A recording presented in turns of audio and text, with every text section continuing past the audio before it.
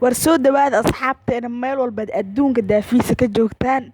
warkii hore war soo daaf maanta sheekadu way cakiran tahay.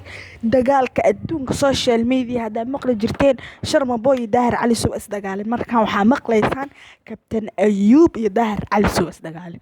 runtii dagaalkan hawada ayuu isku soo shareerayaa, cid wax ka qabanaysa ma lahan, cid dhexdhexaadinaysa ma lahan. laakiin aniga daanaanay Kabtan Ayuub facebookiisa wuxuu soo dhigay mardow qoraal uu dhahayo janalkeena shaqaa ku socota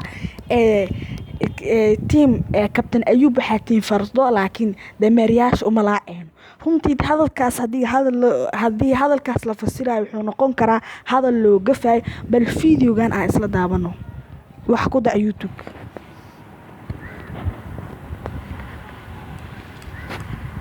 channelka YouTube-ka Kabtan Ayuub hadaad wuxuu ku leeyahay channelkan wax video ah ama wax ku jira ma jirto.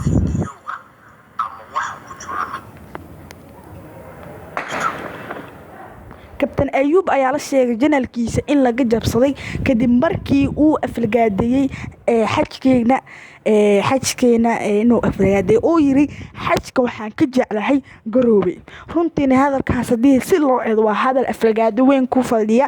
Kabtan Ayuub ayaa Daahir markii janalkiisa laga jabsaday ayaa wuxuu eeda saaray Daahir Cali Sow, laakiin warkaas maxaa ka jiro?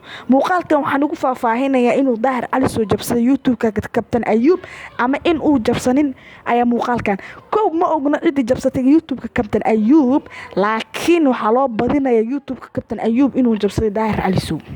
runtii dagaalkan social media ma og meel u socdo, waa dagaal runtii hawada isku shareegayo, hal ayaa isku aadaya. ma og runtii dagaalkan cidii hari doonto cidii maxaa lii jir u garnaaqi doonto. Daahir Cali Sow iyo Sharma Boy markay isdagaalayeen, Sharma Boy ayaa raaligelin siiyay. sidoo kale Kabtan Ayuub waxaan filaynaa in uu raaligelin buuxda siin doono Daahir Cali Sow, maxaa yeelay raaligelinta intoo siin ka hor waxaa laga rabaa Kabtan Ayuub inuu raaligelin siiyo Ilaahay subxaanahu wa tacaala. maxaa Ilaahay ayuu u gafay, kacbadiisana waa u gafay. wuxuu yiri kacbada waxaan ka jeclahay garoobe, magaalada garoobe. muuqaalkan bartas ee kusoo gabeyn